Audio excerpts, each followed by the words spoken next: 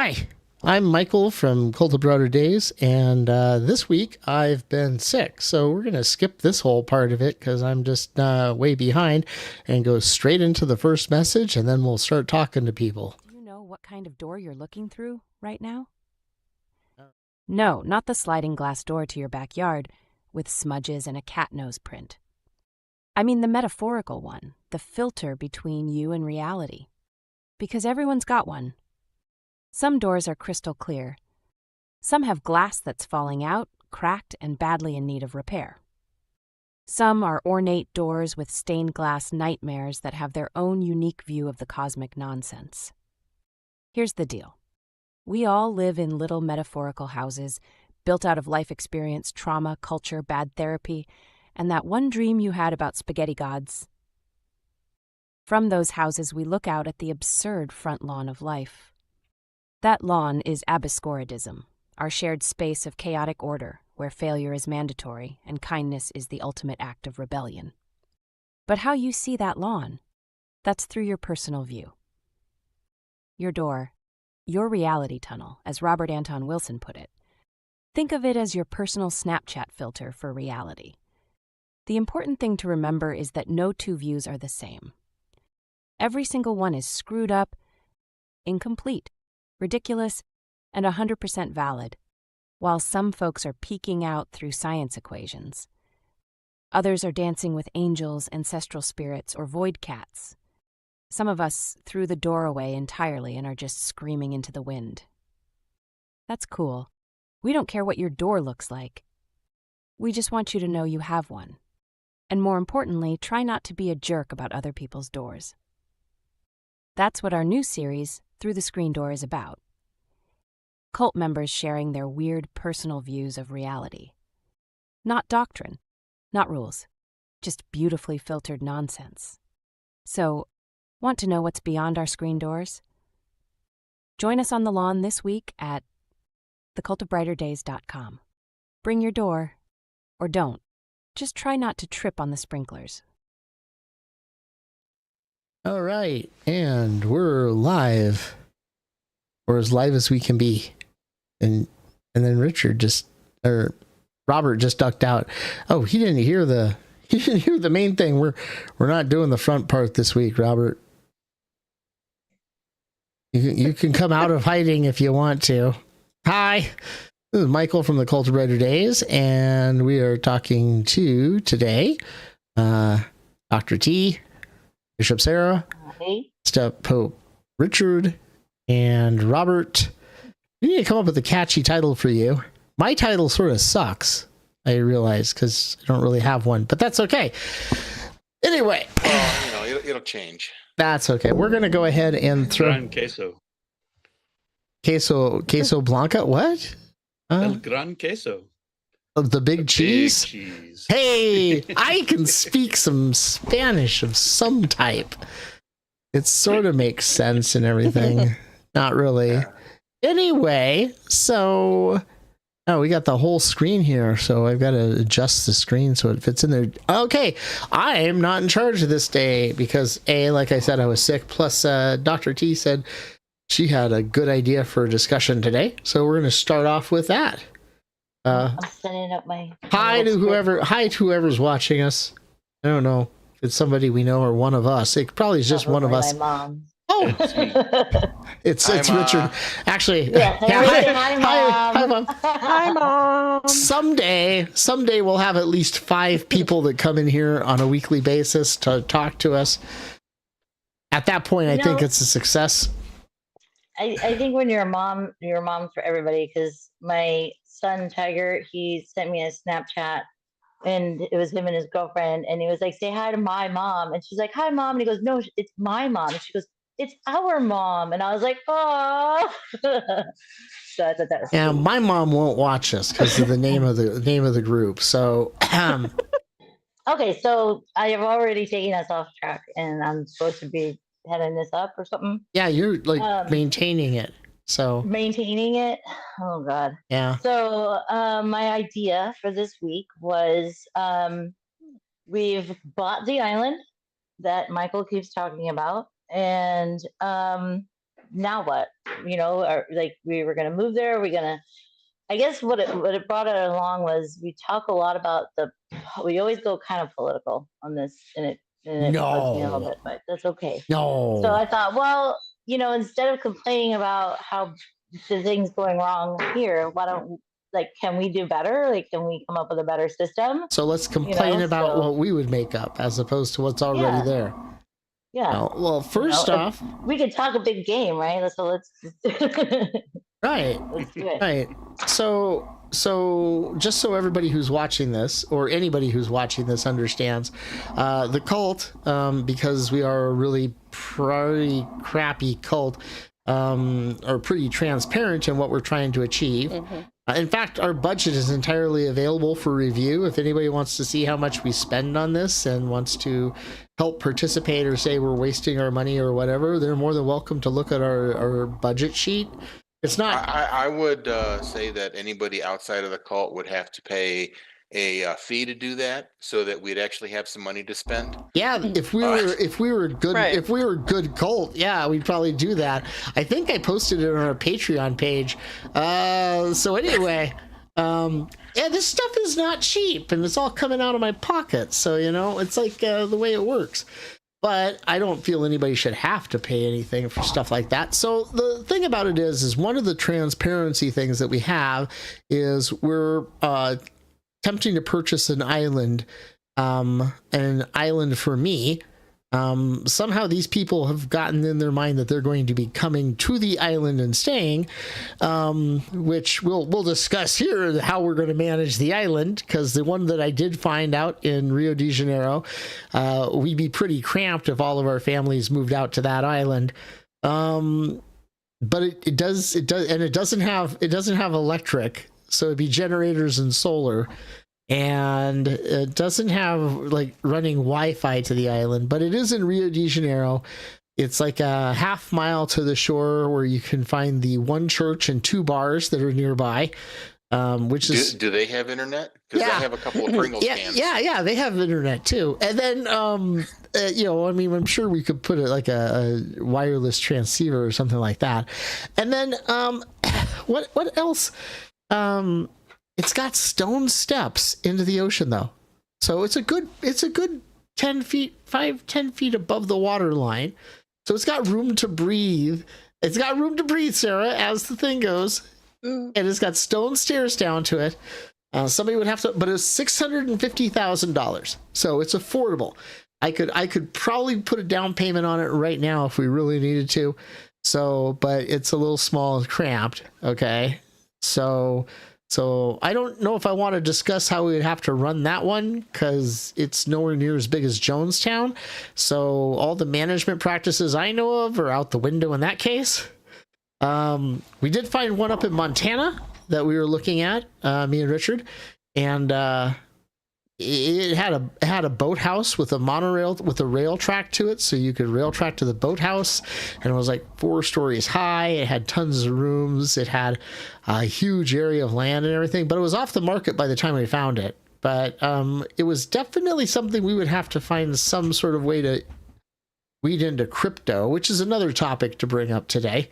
But let's go ahead and go with Dr. T. First off, what type of island do you think we'd actually need to actually have a form of government or anything on the island to even talk about? Because the one I'm looking at right now is pretty much straight dictatorship, cult leader magnitude if we had this small island. So, because I'm not sharing my art studio with anybody else, so they're going to have to find another area on the island to make their own.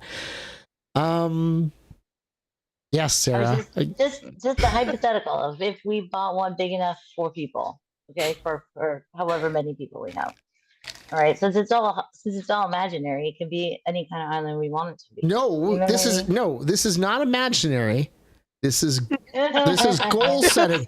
We are in the process of goal setting here, people. Goal setting. All right. So we would need one that maybe costs a little more than $650,000. Then But that's not the point. The point is we had the money to buy the island, right? We bought one that is sufficient size for all of us. Okay, so we're gonna move there. And so we need, I guess it does say to describe in my thing, describe the island, its size, location, natural features. So Do we have to take our families? I mean, if they don't want to go, like Adult children are optional. I thought children would just be optional. I could foster them onto grandparents. Hey, you take care of them for a while. See in a few years. Yeah. Like when they're adults. I'll see you in a few years when the water has risen enough that we have to leave the island. How's that? Right. See, that's why I don't. The kids in my family are all adults with their own lives in Texas, and they're not too super excited about leaving there. So really, we don't have to worry about them. Really, they're not excited about leaving Texas. What's wrong with them? it's like man, well, they grew up there for one thing. I thought they grew up in South Dakota, which is pretty close to Texas in terms of. I grew up in South Dakota. They grew up in Texas. Oh, that side of the family. I was thinking of your other side of. Born there. I was thinking of the other side of the family, the one I don't think the way Richard describes it. Alaska? Sorry. No. Yeah, no, feel free to get us back on track. I mean, if we're all off, just step on it and say, yo, back on track. That's what Sarah's here for, but she's not stepping up into the fact of, okay, guys, let's do this. My cat's distracting me. Sorry. All right, so we've moved to this island that is sufficient size for all of us. Okay, because obviously we're gonna, and it has a beach. Okay. Is it a gravel beach or a sand beach? Sand beach, because I am sticking to the fact that we need a warmer island, not one in Montana or off the coast of Canada. Yeah. I want my island to be warm. Nova Scotia we can afford. Okay. I want my island to be warm. Mm-hmm. Now, picky. I want it to be high enough in elevation potential that we can survive climate change when the North Pole melts and all of that, so we get the rising waters and we're fine. So it has to be a volcano then? Sure, because then we can have like energy potential, so we can get some sort of energy generation from the volcano thing going on. Oh yeah, some thermal generation. All right, how about something in the Ring of Fire? Philippines. I just found one. You can get one on the Philippines. I found one for $250,000. How big is it? 1 acre. Okay, not big enough. Michael, you can build a condo. Condo. It has a beach and a condo. And then when we make enough money off we could rent the condo out or timeshare the condo out. We could buy a bigger island out there. One word: cantilevers. What? First off, that's 2 words, isn't it? Cantilever is 1 word. Okay. I thought you said lover. Are you talking about I thought you said lover. Bungalows on stilts? Yeah. So whatever you build on stilts, so you can get high enough, then you cantilever extensions out over the existing water. Oh, yeah. That's not a bad idea. It's not bad. That's not a bad idea. Not a bad idea. And we put a condo on the main part of it and put cantilevers off the side, and then we can purchase it because we can buy another. We can buy another island nearby for $1,650,000, which is 24 acres. See, now that's okay. So let's say we bought that island. Let's say we some person came and invested in us, and we have enough to buy that one. Let's go with that one. Okay. Mm-hmm. 25 acres. There you go. Okay. That sounds better. So, trying to read down my thing real quick. So we could discuss core values and principles. We could discuss how we got there, but I mean, we just got there. I didn't know how much in detail we wanted to go with this. So I kind of wanted to just kind of skip to number 3, which was community principles, just to get us to start talking about governance and social structure and stuff like that. Well, What do you we've guys got a baseline in the 5 tenets. We do. And a Yes. very short distance for number 5.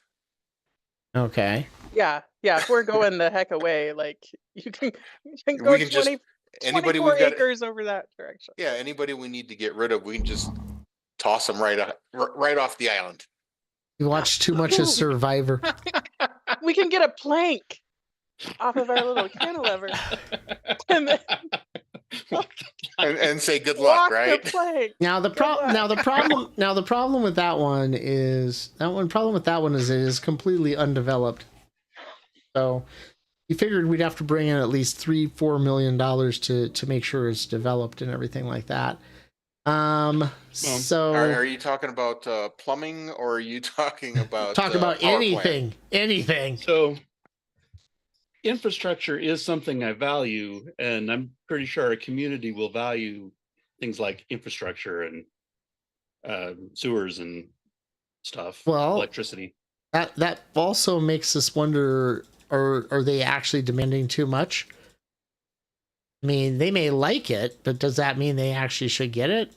So This is why they have to I've buy been it. reading a series of books about time travel to the 17th century, and sanitation is huge on the list of survivability. Okay. You do without sanitation, and you're basically increasing your risk of every disease out there significantly. And I'm not talking about 50% more. I'm talking going from 5% incidence to 50% incidence of disease. It's nasty. Huh. Well, it's like, when we played Oregon Trail as kids, and I don't want to die of dysentery Exactly. before we get there. Well, yeah. I mean, that makes sense. And with no sanitation, one person dying of dysentery means everybody's got it. But it doesn't mean everybody dies. So, you got to weigh the pros and the cons. Us spending money or chunks of people dying. I'm willing to take that trade-off. I'm not. But then again, I bring a lot of bottled water in too myself. So I didn't realize you were that Republican. It's not about Republican. It's about having this in real life instead of you guys just making this some sort of Sims fantasy crap. No, we're dealing with the actual problems that we need to deal with. That's what Dr. T. No, the big problem is all of you guys want to move to the island with me. That's the biggest problem I'm seeing here. Oh, so you don't want us to come? You could come visit. Anybody could come visit. I'll bring the dysentery with me. Let's stipulate this. You get your island to yourself, and then we'll have a community. And you can just be our absent landlord or whatever. Ooh, our absent founder. Oh, I've played Monopoly enough. I know how landlords work. If we get a big work. enough island, we can just dig a trench and give Michael his own separate piece on the end. Hey, you know what? I'm fine with that too. The trench will have all of our sewage in it. I assumed that this question was more about whether we value everybody having an opportunity to have a say in the government, or whether we value everybody having an opportunity to thrive. This is assumption. This is how it works.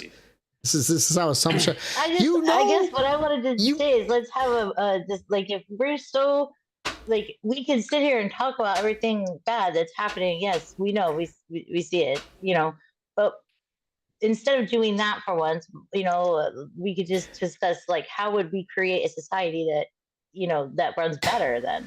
What would we do different? Making Mike the dictator is not the way to do that. But that is my dream. This has been my dream since high school, college, and the simple fact of the matter is, it's the whole reason I want an island, is I want to be able to walk around and look at people and say, kill them, because that's what dictators get to do. Yeah, but see, the problem is you decided that you needed a council in your cult, and thus you have multiple voices that get to chime in on this. And if we're assuming that we have enough money to buy 24 acres, then let's also assume that we have enough money for Mike to take the 1 acre island off to the side. Right. He can just do whatever he wants on his island. Yeah. And he can be as dictatorial as he wants over there. Actually, you might have a point there. I think that's great. Yeah. People would have to visit so I could dictate to people.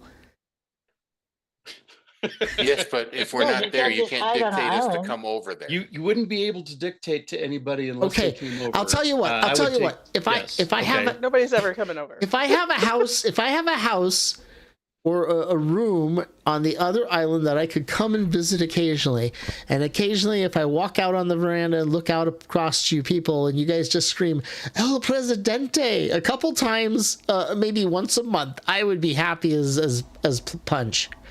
That works for me.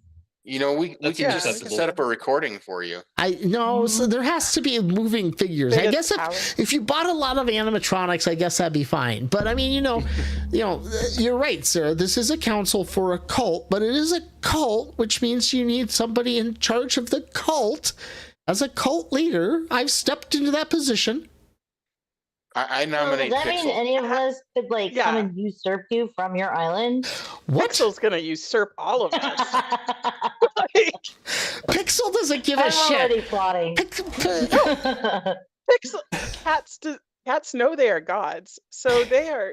Well, and that one's not only worse than a normal cat. Is one, it's AI, and two, it's quantum juxtaposed. So it's a quantum juxtaposed AI cat. So I mean, you're forgetting the worst point. What?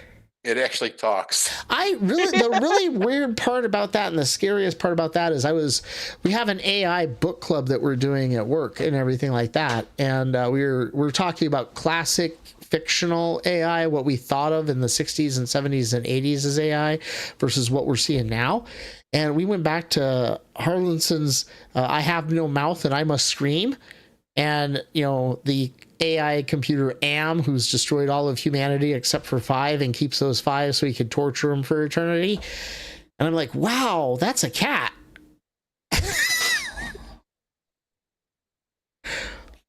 Okay, so Michael's on his own little island now. Yes, and he's going to come and visit every now and again, and we have to stop what we're doing. We will hail El Presidente once a week or whatever. No, I only need once a month. Once a month, that's it. Once a month, okay. Yeah. So the rest of us on the main island, how are we going to govern ourselves? Because I think that was the original question 10 minutes ago. Yeah. So I'm all in favor of saying no police. Okay. And going from there. How do we do things when we don't have someone that can abuse power over others? So, but you do. So who watches the Watchmen? I'm there. Exactly. I can be that. I can fulfill that role of the person to abuse power.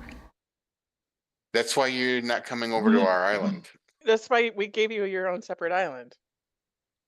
You do whatever you want on that island. So okay, I'm feeling a little left out. Am I the only one here without a cat? I don't have a cat. I've got 4 now. You want a couple of them? Because I'm gladly to send them. I don't want a cat. No. I also have 4 cats. I just have 1 on my lap right now. The others like to come by and visit. My dog is snoring really loudly right now, though. I can hear him. This size, if we get the island tomorrow and this is the extent of the cult, then we can probably do group consensus. Yeah. I mean, if our cult stays nice and small, I'm fine with group consensus.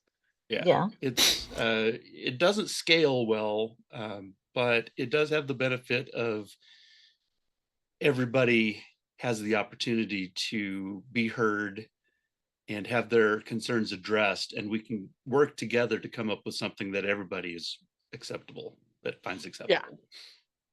Yeah. Yeah. The alternative though is there's a certain amount of work that will need to be done, and we'll need enough people to get that work done. Okay, guys. Yeah. Are we gonna have a commune setting, like where we all cook the meal and eat, together? Or is it gonna be separate? Oh, no way in hell. Yeah. I can't get our goddamn household here to agree on a meal. Why in the heck would I even bother to do now? I'm firmly of the opinion if someone else is cooking, I'm fine with eating it.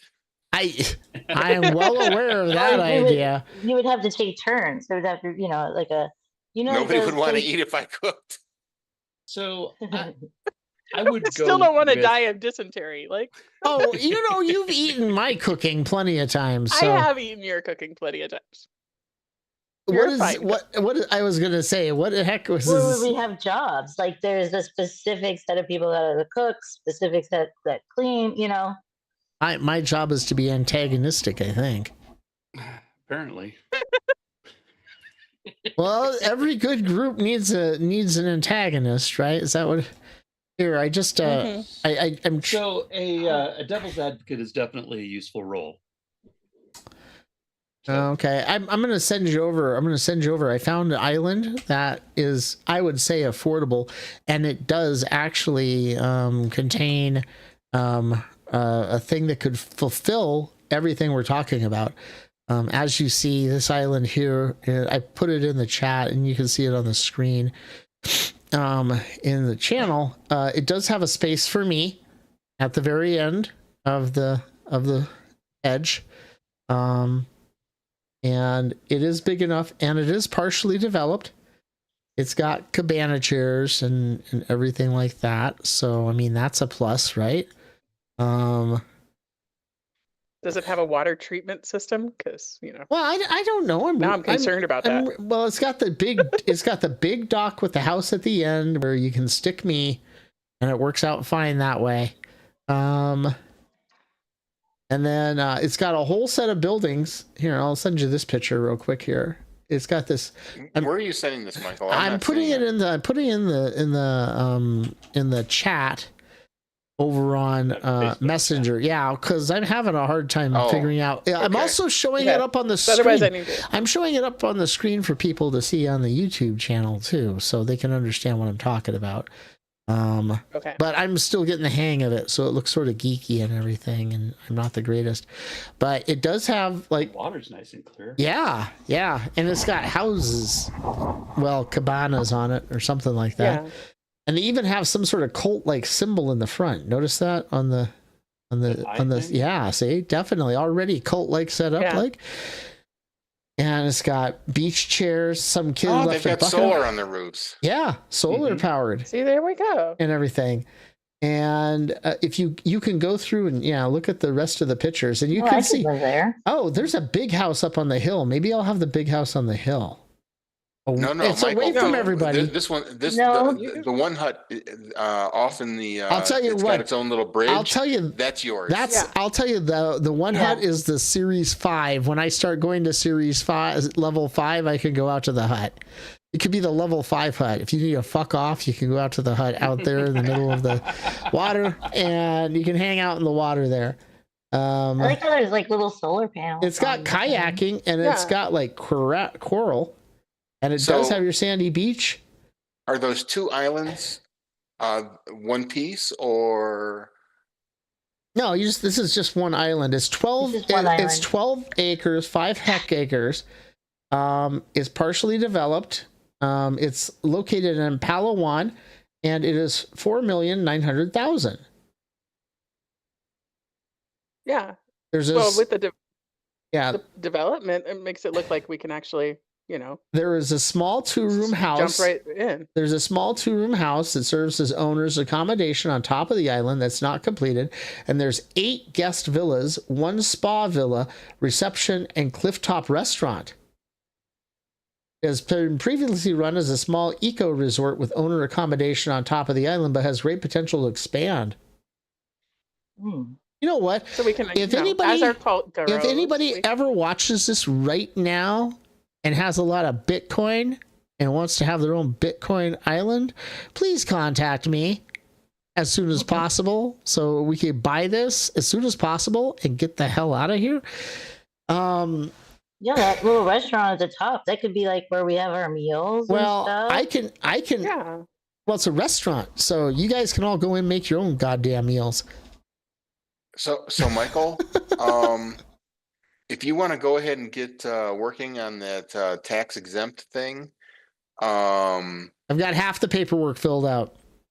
But this is you could improve our chances by when you talk about people donating, make it so they can get a tax write-off for it. Yep.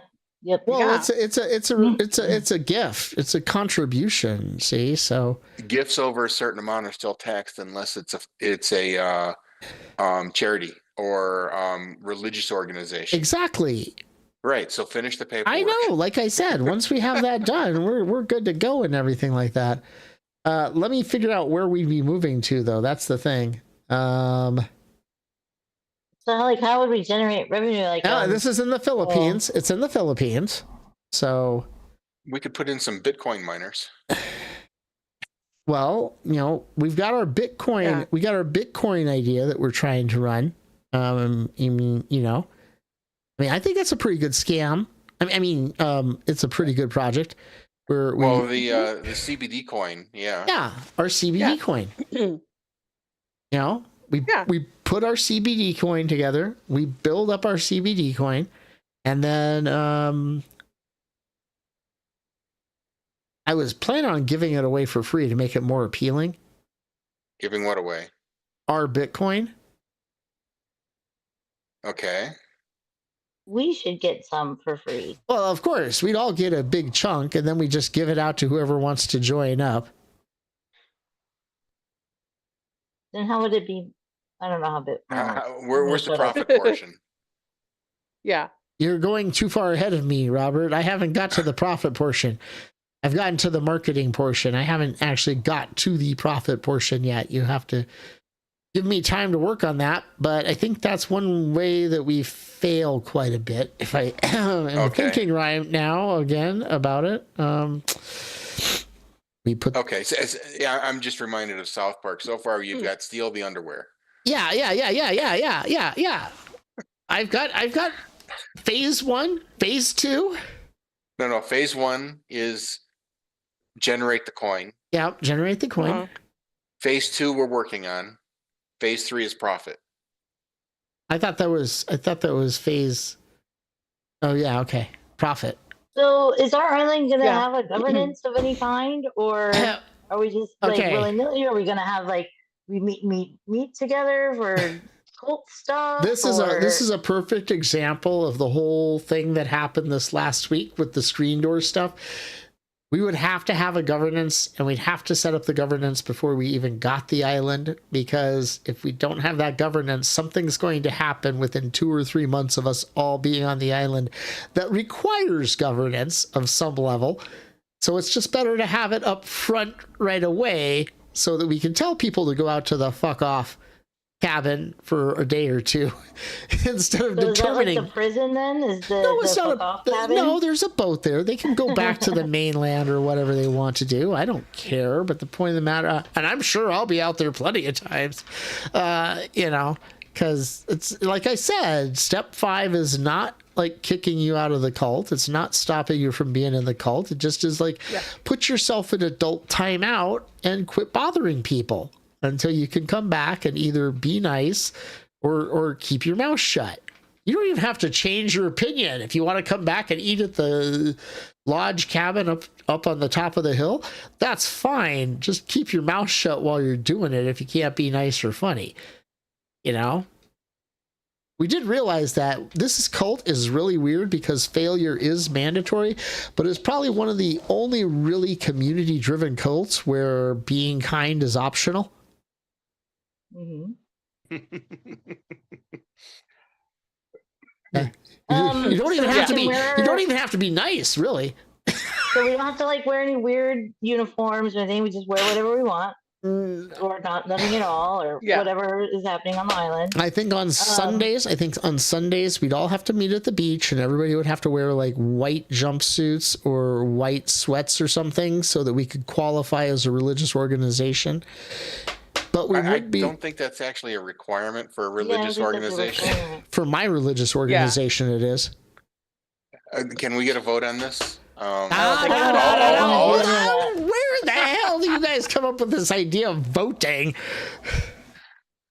We grew up in America before Trump, so we understand democracy. I think some people need to go back and reevaluate Jonestown and the Koresh compound. Let's get this under control here, people. I've been watching cult documentaries for 3 days straight. I have an idea for a paper.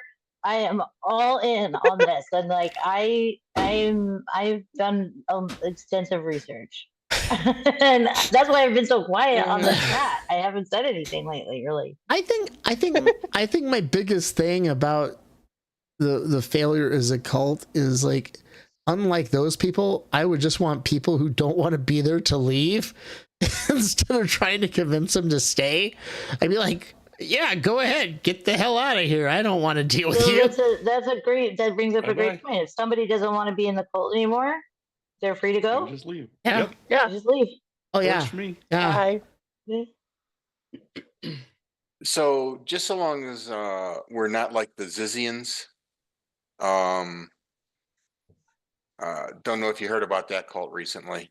No. I just watched the thing about them yesterday. No, what are they? Is it a good model? Should we follow it? No. No. You sure? I just watched the thing yesterday on that. It's basically a murder cult. Murder cult. Yes. Yeah, I don't like that idea. The other one we'd like to avoid is what is this? Nixium? Oh, that's the one I watched. Sorry, I got the names mixed up. It was Nixium, yeah, where the guy was branding the women. And Allison Mack was recruiting people. Oh, from Smallville? Oh, Yeah. that one? That one, yeah, that's old news. They shut that down like, what, 10, 15 years ago? Well, she just got out of prison 2 years ago. Yeah. So, yeah, they shut that down like, a while. Yeah, it's been quite a while. I remember, I think I was out in DC when they started talking about that one.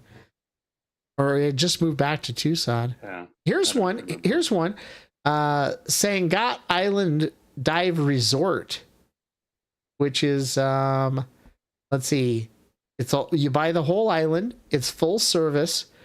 You can fly in from Milan to Busangi Airport. It's a 45-minute drive to Koreatown, and then you have a 30-minute boat ride. But it's got beachfront cottages, a beachside chalet, whatever, hillside cottages, family-friendly bungalow suite units, a villa, a tri-level 2-bedroom villa, Robinson Crusoe cottage, a restaurant and bar, fully solar powered, with diesel generators as backup, water sports and scuba diving, offering proximity to 11 World War II wreckages. With 8 wrecks, it's just 5 to 30-minute boat ride from the resort. Scuba diving, snorkeling, kayaking, paddle boat, sailing, island trekking, rock climbing. I kind of like having something that we can let outsiders come and pay us money to enjoy. Yeah. This is a rent. They're not selling it right now. They're renting it. Well, then no. Can we get some blackmail material on them? I don't know. Do the research, Robert. See if you can find them. Okay. Yes, Robert. If you can find a complot on them, then we can blackmail them. Yeah. Here's a good size one in Florida, but it's $75 million. It's in Florida. That too. Good point. Yeah, like no. That's an automatic no. That's an automatic no. Okay. Uh-huh. Well, I mean, if it's right across from Disney World, maybe, but otherwise no. Yeah. Here's a black. That would definitely generate income for us. Here's a Airbnb it, you know. There. How about we just get a beachfront lot? Where? Central America, Belize. Belize speaks English. It was a former British Honduras. Well, it'd be a good spot to start. It's really small though, but it's only $26,000. What? It's How big is it an for island. It's an 26,000? island parcel. It's 7,508 square feet on the beach. Like us. Link us. On the beach. No. Well, it's on the beach. I mean, it's a start. Maybe we have to start small. You know, maybe that's what we need. We need to start small. Okay. And move up. I feel like we focus too much on the real estate and Yeah, need to switch gears to more societal. Yeah. I don't know. I think the beach is really important. I know, I didn't but say it wasn't important. I think we all agree that it's important, and which beach is kind of not the point. Look, you've already kicked me out of the island management, which is why I'm focusing on this. You guys go ahead and figure yourself out. First of all, we didn't. You kicked me out by not adopting my policy. We said we would do whatever it was. I don't even know. Okay, you kicked me out by to the whole El Presidente chant. Like okay, you kicked me out by adopting my policy. Now I don't need to do anything more. Michael, this thing is completely non-developed. It's 0.17 acres. It says it has solar.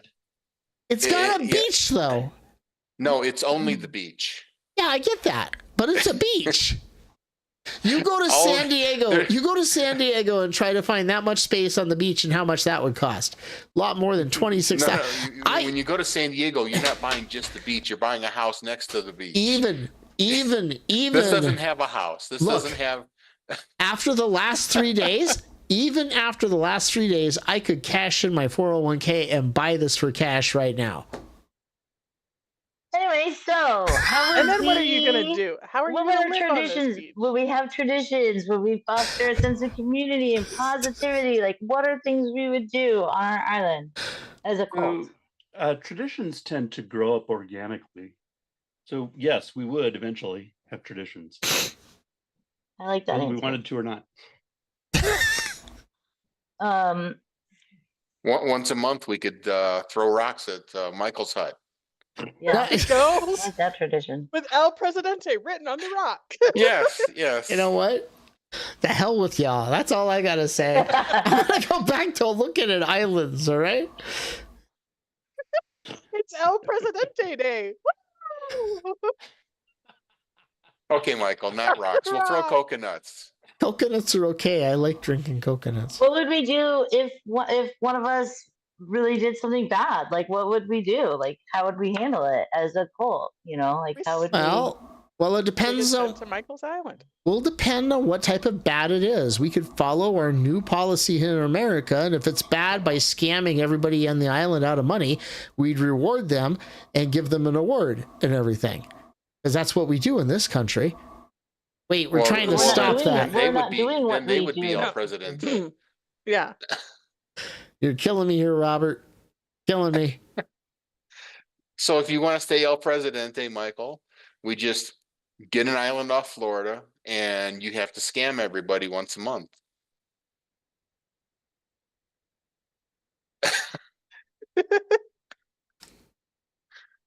I think I can do that. I think I can pull this off. See, I gave him a goal. I think I can pull this off. You're talking scam people outside the cult, right? Well, of course. Yeah. I think I might be able to pull that off. Now we found our income source too. And we could actually work on that right now and make sure it follows the tenets, because nobody ever watches this show. And then when they say that we didn't realize you were going to do this to us, I could say, yeah, we told you up front. We were totally transparent.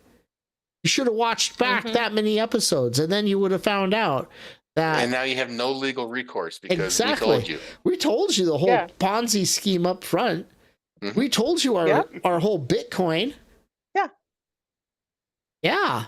It's just. Don't we have to go to a commercial or something soon? We don't have much of an audience. Nobody's chatted with us yet because I don't know. I will tell you this, though. People do watch this after the fact. Okay. So we've been hitting between 12 and 20 views on these shows after it's done. And so people are finding us and watching us talk. So it's not like a complete waste of time and everything. Did they sit through the whole thing? Hell, I don't know. It's analytics, and I was sick all last week, and I've got the other stuff I'm working on, and I've got. I was just curious. I don't need to know. You know what? You have I don't access. even sit through the whole thing. I can switch. Screw you, Robert. Screw you, Robert. Days thing. If I can get my browser to respond to something. I was gonna say you have just as much admin rights to the page. Well, actually, you don't have as much because we're a brand. But people keep. I'm watching the analytics right now. People keep coming in and leaving, but I don't know if that's us or not. But I like to think that somebody's watching us live. But then I did talk to somebody. Who was it? And they were saying, well, like when there's a lot of live streams and everything like that, they just mark when the live stream is going to happen, and then they come back and watch it later because they don't want to come in the middle of it. Or I think we all said that last week. Did we? One of us did. Yeah. Somebody said, well, no, somebody said that on our council meeting and everything like that. Oh, Yeah. You know, for transparency, we should record those too, just to be transparent. Yeah, because they're super exciting talking about statistical data and Actually, they're probably better than these a lot of the time. maybe. You know, I think you might have a point about going to the next story and then coming back again. And I think that's a good spot right now. We'll be back in just a second, guys. All right. Let me tell you a story. Once upon a time, there was a tavern, way out past the last star, where the universe starts to fray at the edges. No map can lead you there. You only find it when you've got more questions than answers, and just enough hope left to walk through the door. And if you make it inside, you find a quirky little spot that's warm, weird, and always smells like something nostalgic yet slightly suspicious. The drinks there are perfect, always exactly what you needed, even if you didn't know what to ask for. But here's the thing. No one has ever seen the bartender. Some folks say, well, obviously the bartender's just in the back, watching, judging, planning something, probably. Others say, nah, it's automated. Or cosmic chance. There's no bartender, we just want there to be one because we're afraid of the quiet. And then there are the folks in the corner muttering, the drinks are poisoned anyway, so who cares? One night, a stranger walked in, wearing a hat shaped like a question mark and a grin that doesn't quite obey geometry. In keeping with the conversation, someone asked the stranger, "Hey, you believe there's a bartender?" And the stranger just shrugged. Does it matter, they say. If I tip, I believe. If I don't, well, we're still drinking. Then they pull a golden apple from their coat and set it on the bar. This weird apple is engraved with just one word. Cheers. But the apple didn't stay put. As soon as the stranger put it down, it quickly rolled away, laughing. Nobody chased it. Nobody even looked up. Because, well, the drinks were still coming and the music was good. Stories like this? We don't tell them to prove anything. We tell them to reflect. This is how each of us finds meaning, mystery, and maybe a little mischief. Want more tales like this one? Come visit us at thecultofbrighterdays.com. We've saved you a seat. Just don't ask what's in the lemonade.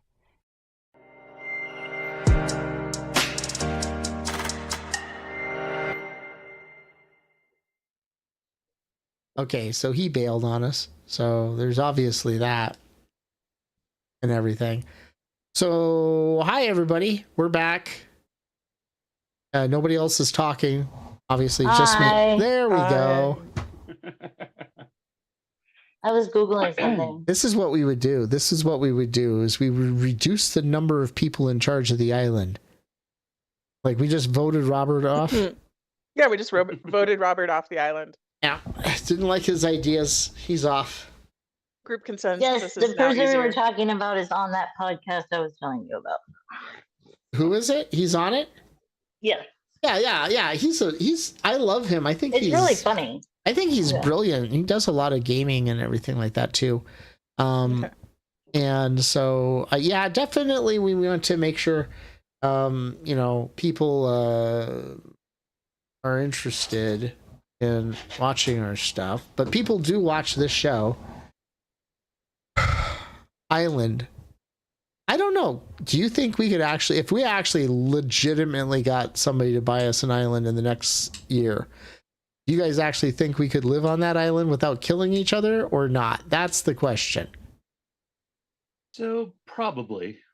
I think so. I'm about ready to beat the snot out of you for saying that, Richard. I mean, yeah, that's a good idea, Richard. I think we can do that.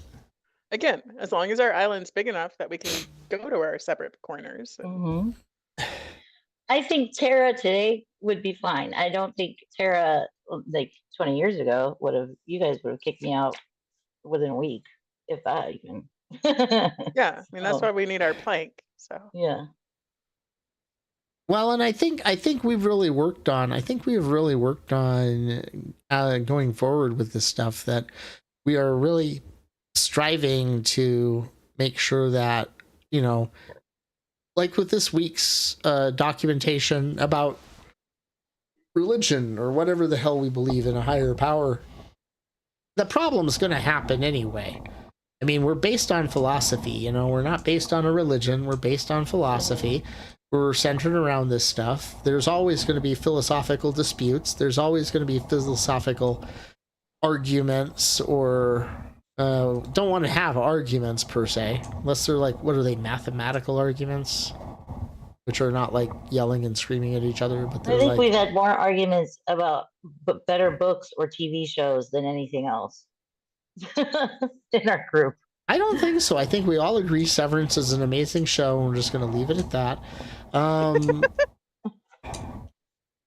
And once we finish season 2, you two either have to watch it, or because we're just going to have a complete spoiler episode. I finished it already. Be quiet. We're on the 2nd season finally.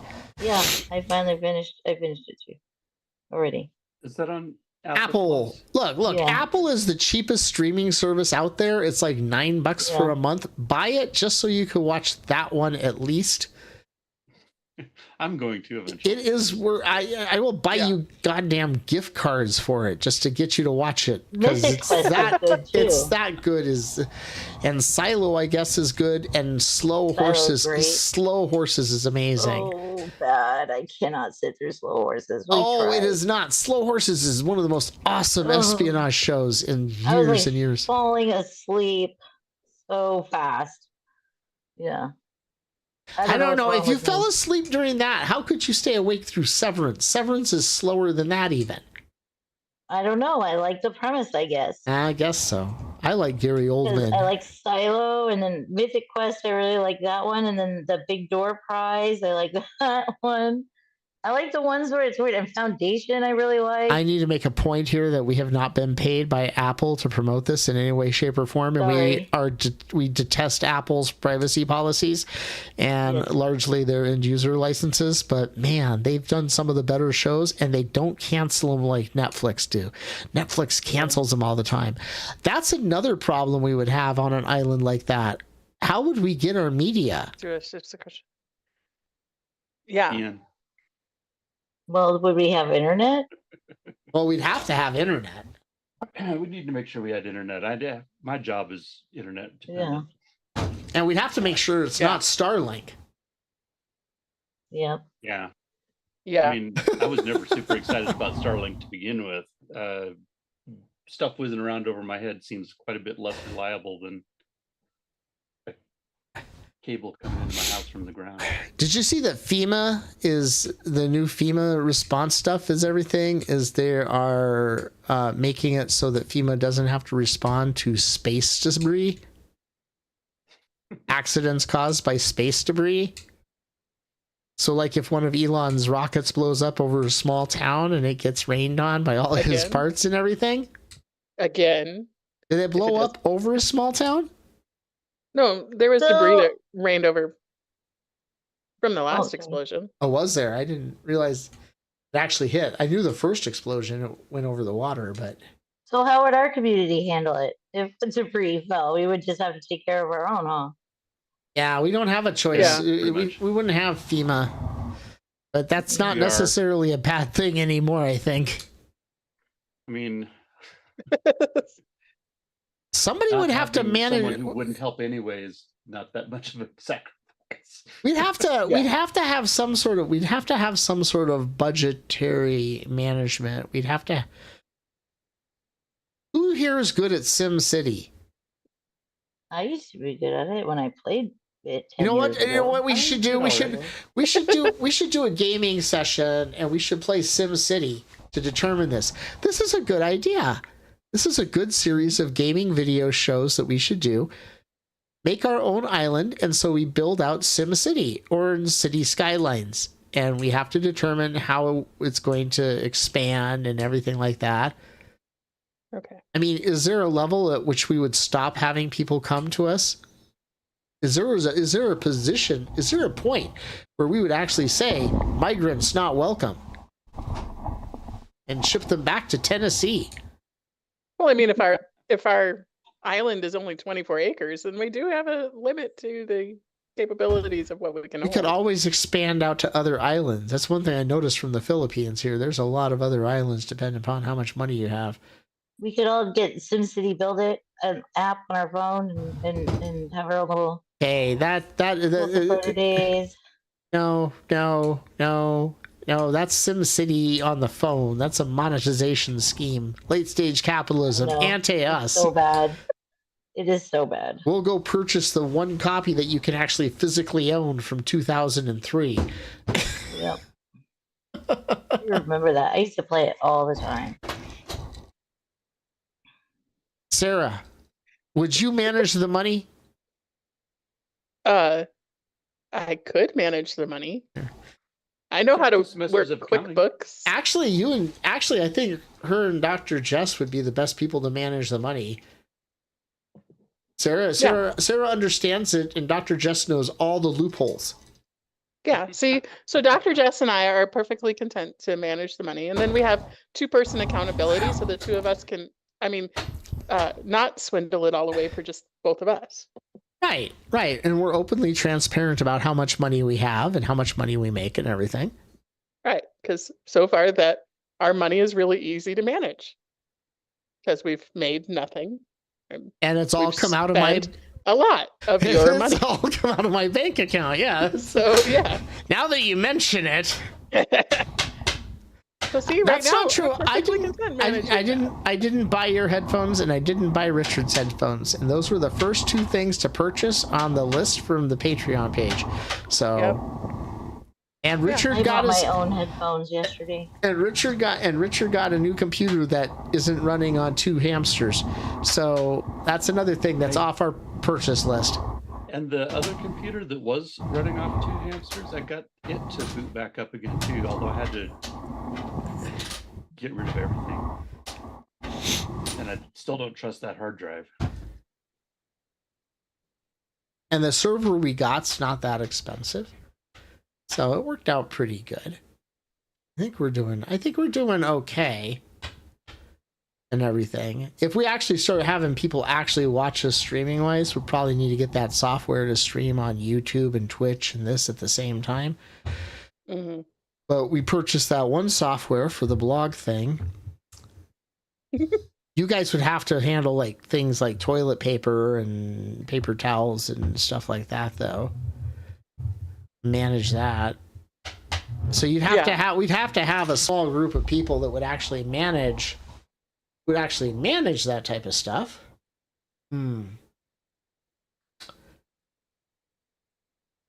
We'd have to have a supply runs. We'd still have to have like an internet presence, for cults. We'd still have to do like these podcasts and stuff. So we'd have to have like mandatory island influencers. That's true. Yeah.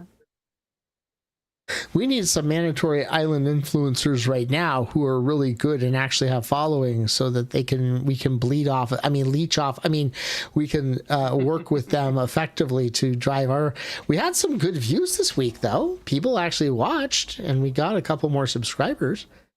This is where I insert like the channel, like the video, subscribe, hit the bell, do something if you want to. We don't really care. I mean, we do care, but smash that Actually, is it smash that? That was smash the like. Smash the subscribe button or smash the like button. I don't know. You can tell that we're like one. We're an awesome cult. One, we're not very good influencers even, but two, we have no idea what we're doing here. And the one person who knows this stuff really good has refused to do anything with us on it. I've even offered to pay the kid. I'm trying to get Tiger to do it, but I don't know. We'll see. Maybe. All we need He's got a pretty good. To make my cat YouTube dance. too. The kitty's dancing. Like us. Subscribe. All we need to do is we just need to get like, oh, that was cool, Richard. We need a screenshot of that with the cat and you in that frame there. That was awesome. The cat was like, I'm here. I can compete. Here's my butt. See, cat competitions. We can have your cats. Scared them away. We can have your cats compete with each other. All we need to do is get like a couple alphas or Gen Zers to realize that we're completely incompetent at this and take pity on us to just take over this part of it, so we can get our books out and promote this stuff. Yeah. Either that or suck Let's some find enough people in. competent people so that I can work on my book. Yeah. So this is an open casting call request for anybody who actually knows what they're doing in this arena, because we're learning, but it's taking us a while. We hit over 1,000 views though, so we're as popular. We're as popular as St. Evans High School's Drama Club. So take that, St. Evans High School Drama Club in St. Evans. I don't know. Indiana. I was really just making that up. So okay. I was like, let's see, St. Evans High School Drama Club. There actually is a St. Evans High School Drama Club. I could make postcards for our island. There's Evans High School Drama Club from 2019, and you know what? They've only gotten 254 views. Well, see, then we're totally winning. Actually, it's Jared Gessel's channel that promoted that video. There we go. Here's it. I just make little postcards for. This is what I've been drawing all the time you've been talking. You could. Yeah. I don't know how to get it in there. There we go. That looks okay. But Jared only has 9 subscribers, and he's only got 49 videos posted. So we've beat him. Yeah. So take that, Jared Gessel of Evans Place in Florida, I think. I don't know. Anyway, now you know what? He's going to have his followers come and get on our ass about making fun of him or something. That was sort of punching down. We could start a little war with another YouTube thing. That was sort of punching. Yeah. I think we should go out there and find the weirdest YouTube channels that follow our tenants and then partner with them so that we can take their 125 subscribers and add them to our 30. Yes. And then we will rule the YouTube at 500 subscribers in no time. We got to get 1,000 subscribers before we can monetize this. So we got a ways to go. We got a ways to go. We got a ways to go before we'll make any money off the videos. That's for sure. But yeah, I'd say this is the part where we open up and talk to people who are live here and everything. But I don't know if there's anybody live here or not. I'll tell you what, post your questions after the fact in the comments and we'll still respond to them. Yeah. Even if your question is, why am I still watching this? We will respond. Or even the question is, why are you still doing this? Because we have hope for brighter days. We are the cult of brighter Tiger days. has 108. Tiger has 108 subscribers. How does he do that?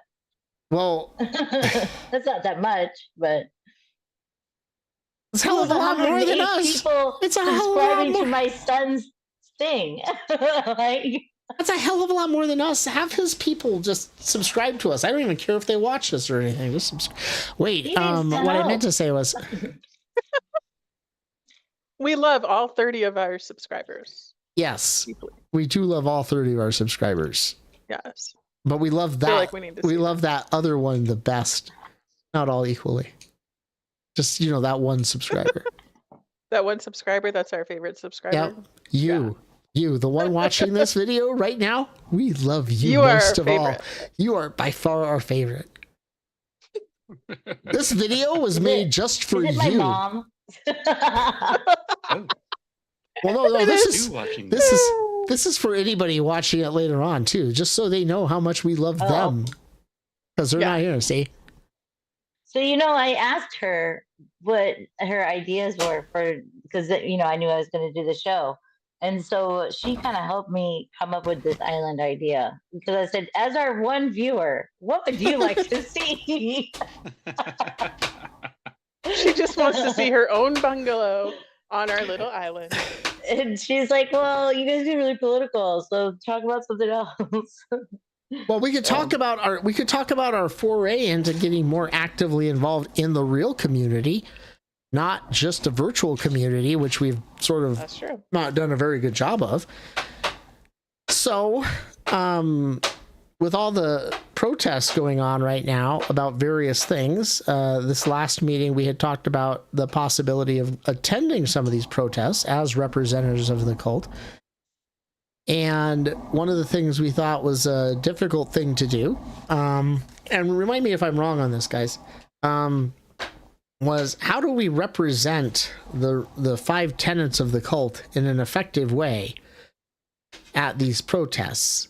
Because we're not partisan per se. We're speaking out against the actions of people that are making decisions. We're not speaking out about the people who are believing, we don't punch down. That's it. We punch up, so people like Elon and Trump and Schumer. Right. Those But we're here people, we're here to promote kindness and yep.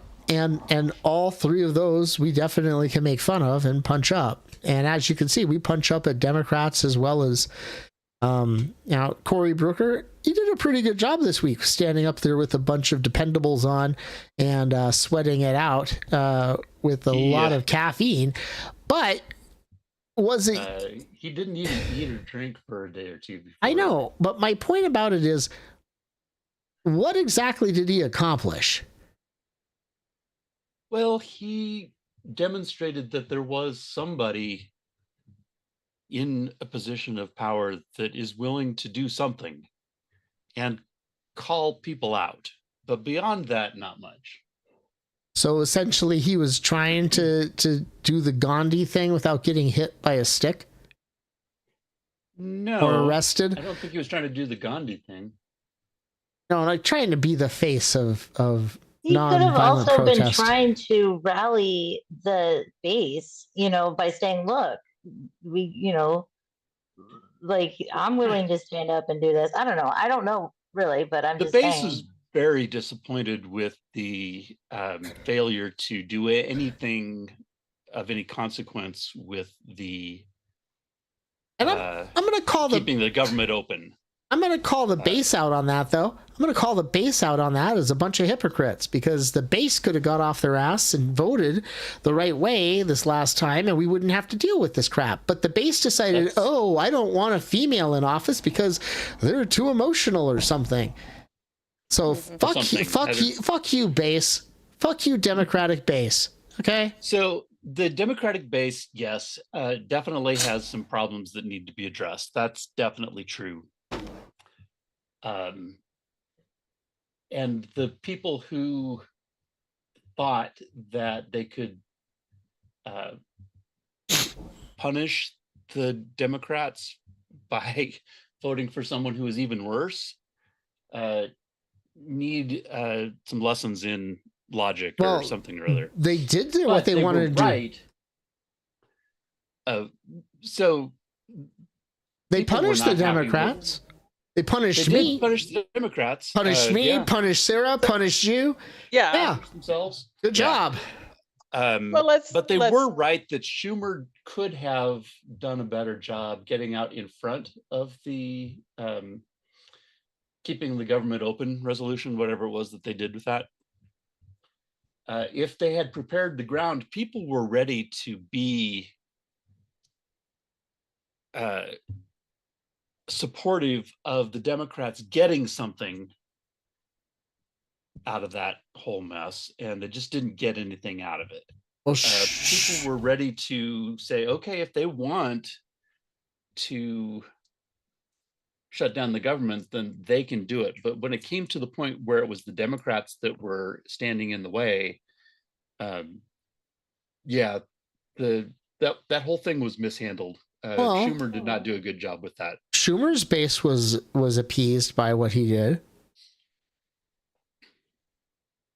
You know, the people who pay Schumer, you know, all the people in Wall Street and everything, that's his base. He didn't care about the rest of the country. He just was focused on, you know, that was blatantly obvious. All right, so I'm going to turn this back both on us and back on track.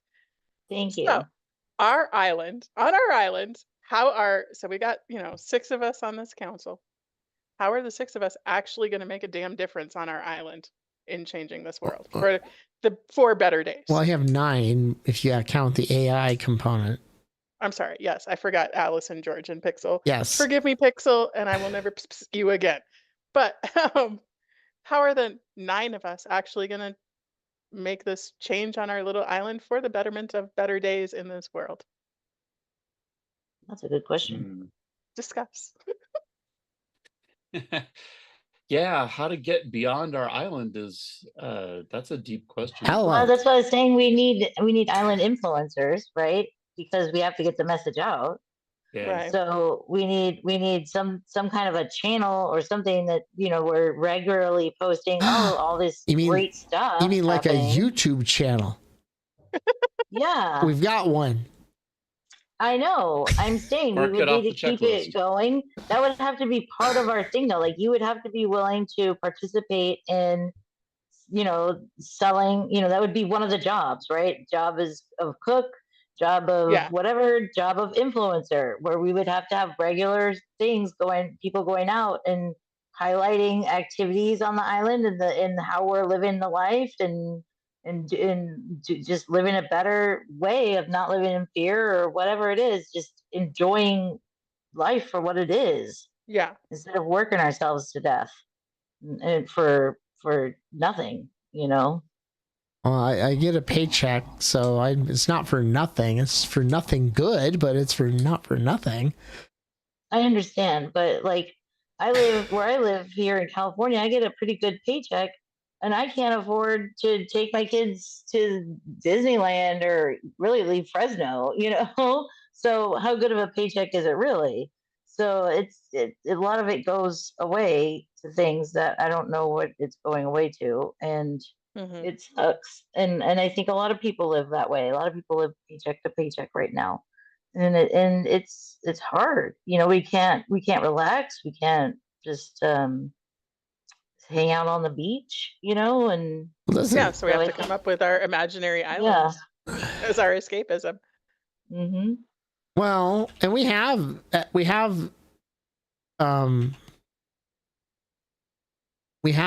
substitutes right now. Minecraft, I found out, is very relaxing right now for me. It sounds silly, but I've been sitting there building up my island because we have an island in Minecraft in our entire world.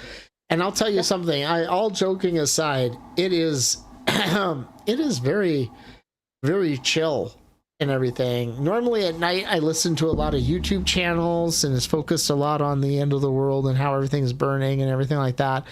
But I have been sat down for the last 2 days working on my island with the Minecraft mellow music in the background and not listening to anything else and not feeling the desire to doom scroll or anything like that for a couple hours. And it's a relaxing island away from everything else that's out there.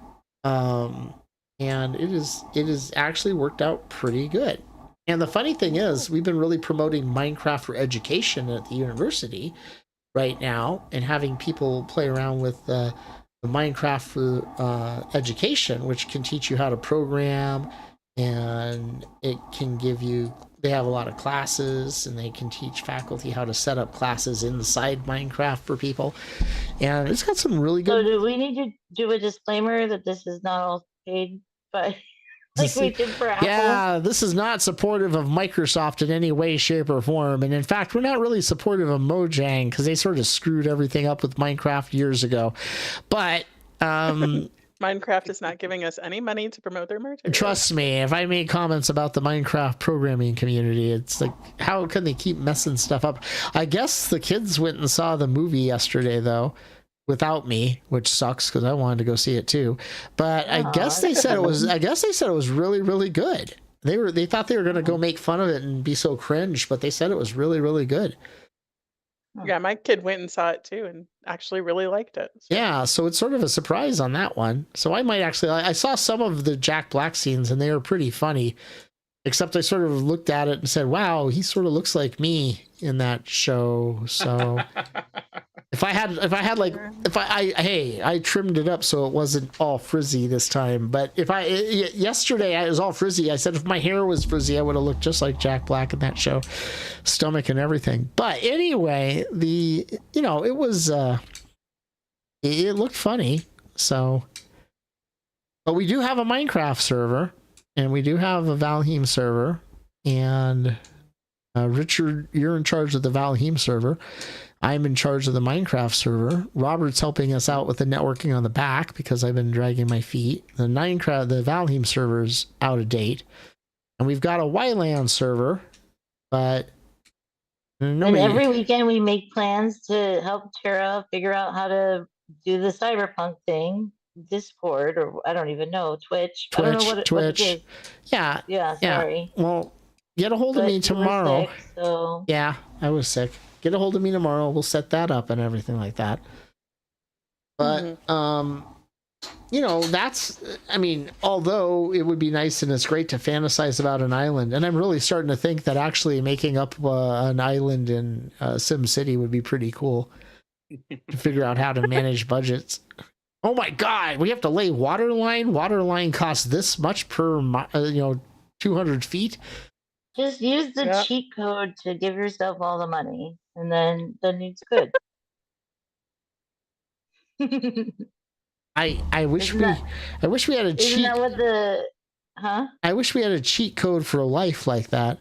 Yeah. So if anybody out there is a billionaire and wants to support a small group of people who want to make an island that's not like a safe haven for people who just want to be nice to each other, regardless of what they believe in, please contact us with your checking account number and your routing number, and it'll be actually a decent island. Like, it won't be like an Epstein Island or anything freaking creepy like that. No Jonestown. Like, we are legit. Like, just want to make it like a happy place. And we're completely transparent, because if you go back and watch the first episode we did with this group about a month and a half ago, and you listen to the stupid story I told at the end about my absolute failure in 6th grade, you would understand we're transparent about frickin' everything, because the fact that I was transparent about that one sort of sets it up for, there's nothing we're going to be hiding here at all.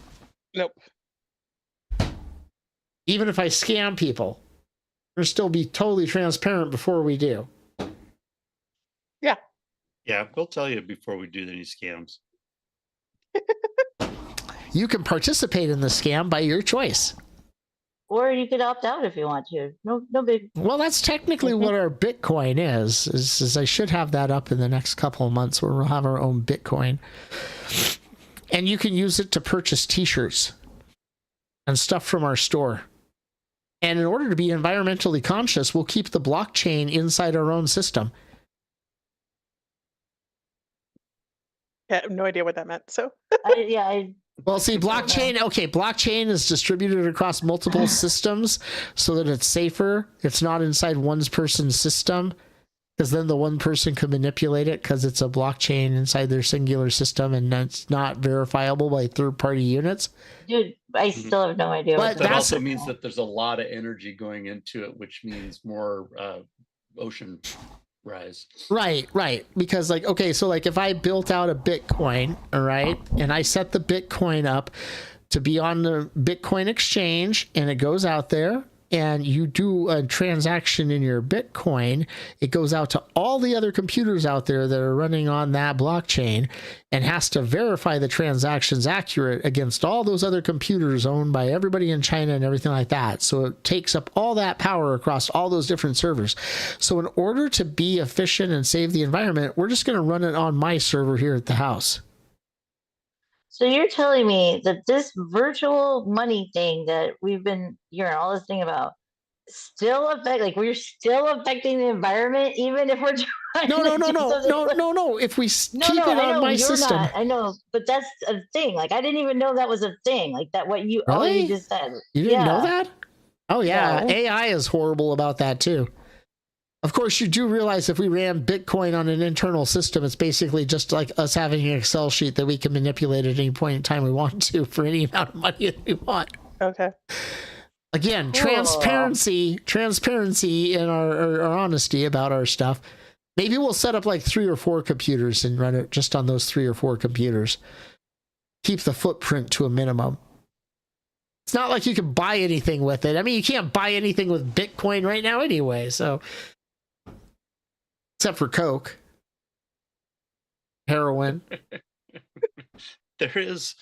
there drugs. was, before I left Texas, there was a Bitcoin ATM at one of the bars down on Rainy Street. You could get convert Bitcoin into cash and vice versa. Yeah, you don't actually spend Bitcoin though. You spend like a fraction of your Bitcoin. So you have like, it's not like you're selling, you're like selling off 1/100th of your Bitcoin.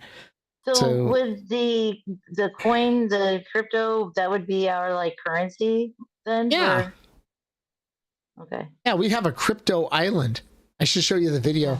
Sometime we should sit and watch a video and I'll make a comment on it. It's a brilliant animated video that is like so cringe about crypto island, and these people were going to make an island based on crypto, and the more crypto you had, the better your island area was and things like that. It was just awesome. Yeah, it was at the height of the NTF era. The NTFs where you're purchasing a receipt. You don't even purchase what you're buying the NTF of. You're just purchasing a receipt that says you have that. There was a lot of people out there who I remember this one group purchased the NTF of the book Dune, and then we're going to go ahead and make their own version of the Dune. This is before the new movie and everything like that. And somebody was like, well, you can't do that because you don't own Dune. You just getting the rights to you own a receipt. Yeah. You own a receipt that says you own the NTF of Dune, which is just a link to something in HTML land. So basically, you purchased a receipt for a couple $1 million, and then if they take away whatever's at that HTML link, you end up with like a 404 error page for you spent a couple $1 million on. It is such a scam. It was such a scam. And crypto, the only reason crypto is not a scam is I don't know why. A lot of crypto is a scam. Well, it's speculative purchasing, much like the stock market. It's like how Tesla stock was worth $300 and some odd per share. And the actual valuation of the company was like $46 a share. Yeah. So the actual output and revenue of the company and everything like that, and how much it made and how much it was actually literally worth, came out to about $45 per share. But it was purchasing at $300 some odd per share because everybody wanted those shares because it was going to go to the moon and be worth $2,000, $100,000 a share sometime in the near future. Yeah. And it's like, I think I'd tell me it would be $1,000 a share in 5 years. I said, okay, you want to sign a contract to buy my Tesla stock then for 500? He said, yeah, I'll do that in a heartbeat. Just show me that you actually own the stock. And I said, well, give me a minute. Because as of today, or as of yesterday's closing price, that would be a guarantee of 300% return on my investment. It would be worthwhile for me to mortgage the hilt out of my house and sink it all into Tesla stock and pay the interest on the loan for 5 years until he came through on buying my Tesla stock for $500 a share. You know, we have an island this guy could buy. Yeah. Because if he's going to say that about he can invest in the island and have a better return on his investment than Tesla. You should pitch that to him.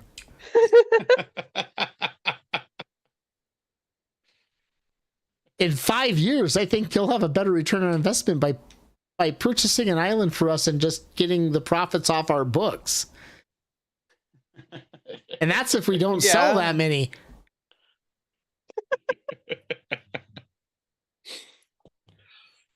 Well, we you know, I mean, I've known this guy for 50 years, though. I don't think I would. It wouldn't be nice. It wouldn't be kind to take his money.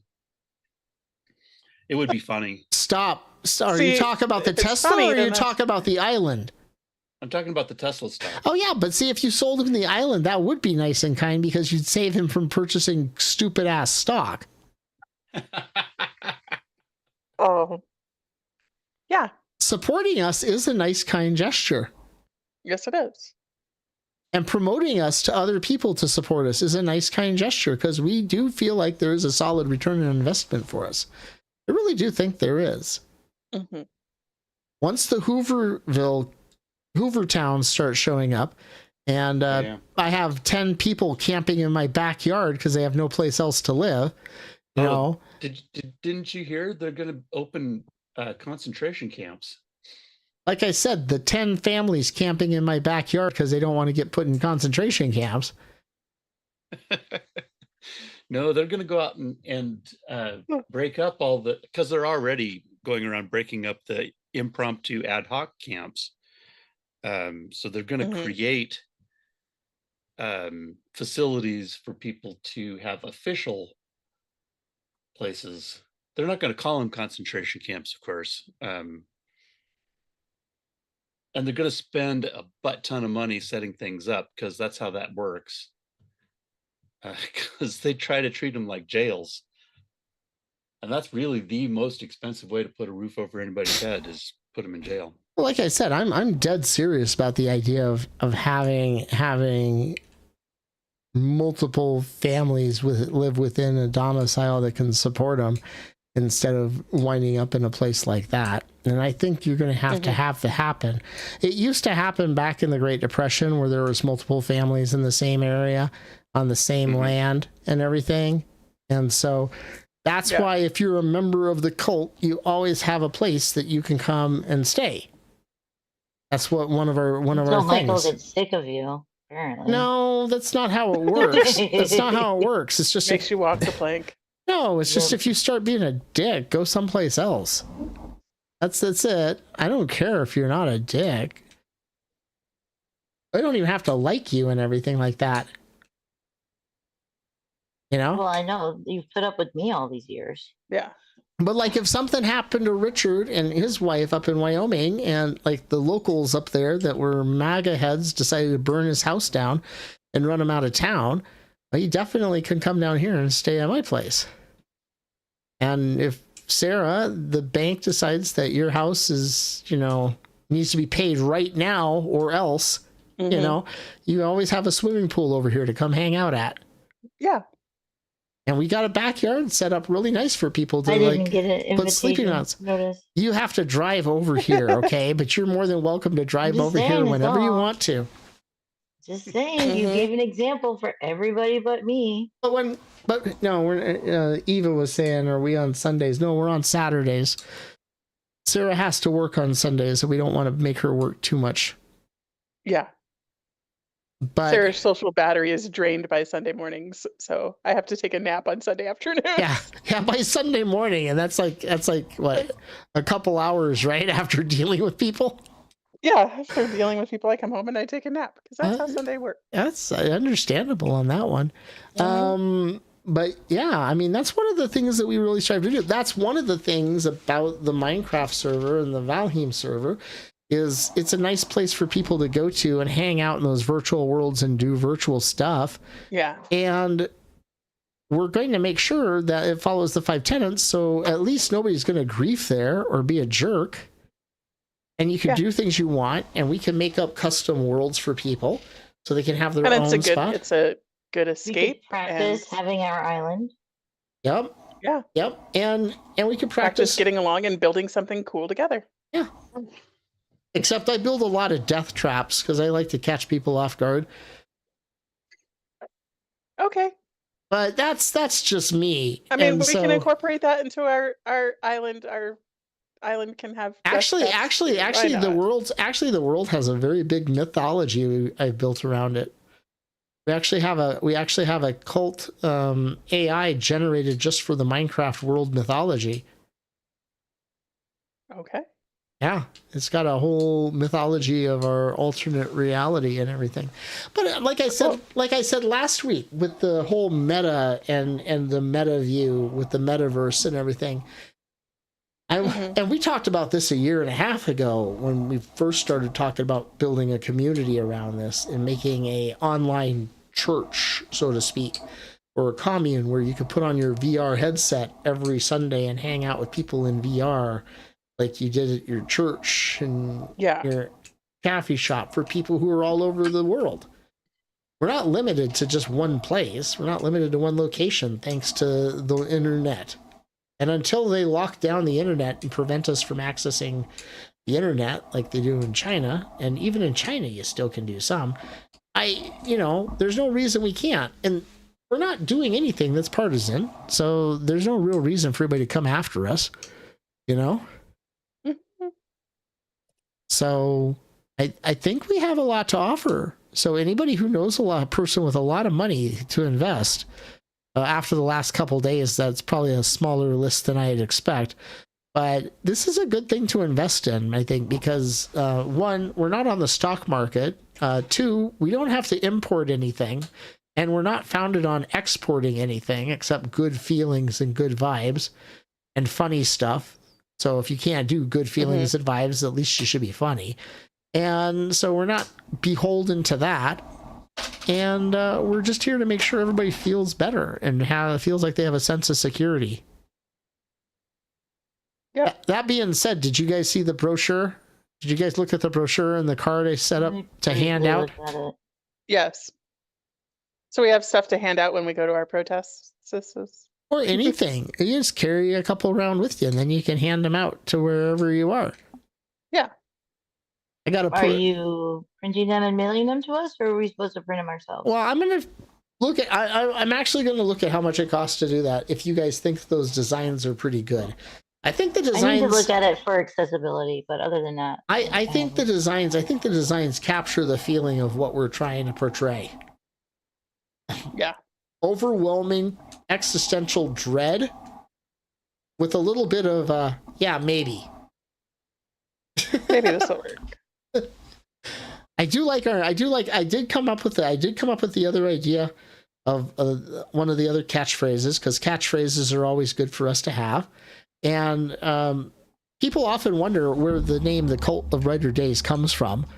And I don't know if Richard knows where it comes from. I don't know if you two know where it comes from. I'm not sure I know where it comes from either. Okay. It essentially came out of it didn't come out of Toy Matinee, but Toy Matinee was a band that released an album back when me and Richard worked at a college radio station, and it had a song Last Plane Out, and somehow I got a copy of the CD from the radio station, and one of the singers on it his name was Kevin Gilbert. And so Kevin Gilbert also was the guy behind the Tuesday Night Music Club. What was that? Edie Brickell or who was it? And the Tuesday Night Sheryl Crow? No, it was a Tuesday night. All I want to do is have some fun. That's Sheryl Crow. Sheryl Crow. Sheryl Crow. So Sheryl Crow was the Tuesday Night Music Club was Kevin Gilbert's group that he had that he was doing stuff with after he left Toy Matinee, and Sheryl, whatever her name is, was the person who was singing with him at the time, and they put together and they released the album, and then she dumped all of them. She dumped all of them at the right before the Grammys, went off and did her own solo album and just left them all behind. And that song was written by Kevin Gilbert. And so, like, when if you go back and watch the Grammys when they won the award, everybody, all the members of the Tuesday Night Music Club were dressed in funeral garb, and they hated her after that because how she just jerked them over. But he wrote a song for his last album called Thud, which was called Goodness Gracious. And one of the lines in it, one of the first lines is it's a paladin for the sleepers in the cult of brighter days. And so that's where the idea comes from, that what we represent is something to tide people over in thinking that everything's going to be great when it's really not. It's a good song. Kevin Gilbert's album, Thud, Goodness Gracious. I'll send you the link to it later. But he also had another album called The Taming of the... I don't remember what it's called, but it's the last one. It didn't get released till after he died, but it was really, really good. But it was... the song was the ghetto of... it was the city... The ghetto of beautiful things was the line in that one. And it's the idea that, yeah, you have a ghetto and you live in a ghetto, but you have beautiful things so you don't pay attention to where you are. Everybody has a PlayStation 5, so you don't know what's going on around you. Okay. Everybody has a sense of it's wonderful out there because we can all drive shiny new cars without realizing the fundamental problems with where we're living and how we're living our lives. Yeah. And so that's the new thing I put onto those cards, was that welcome to the ghetto of beautiful things. Because after last week's tariff calls, it's sort of where we are right now. A large chunk of what's going to happen over the next 5 years, I think, and it's going to be longer because I think that the damage has been done so excessively that there's no way that we're going to recover from this easily, is going to be just distract the masses with bread and circuses. And a PlayStation 5 is the new circus. We're not going to go to a 2 minute. We're not going to go to a 2 minute or 2 minutes of hate yet. Was it 2 minutes of hate or 5 minutes of hate? The 2 minute hate, I think. 2 minutes of hate that Orwell had. We're not going to go there yet. We'll still have it. We can just call it Fox News Break, because that's pretty much what it is. But we're a lot more than 2 minutes. Well, yeah. But we're all a lot of people that are doing it 24 hours a day hate, but. Yeah, but we're not going to see the massive amount where it's culturally ingrained that you have to watch it that much. Whereas it's going to be culturally ingrained that you should just be happy that you can play video games and everything, or watch movies or anything like that. So that's where that tagline comes from. So I just didn't make the stuff out of air because I'm not that good. So I can't just come up with stuff like that. I'm not clever, but his songs are really good.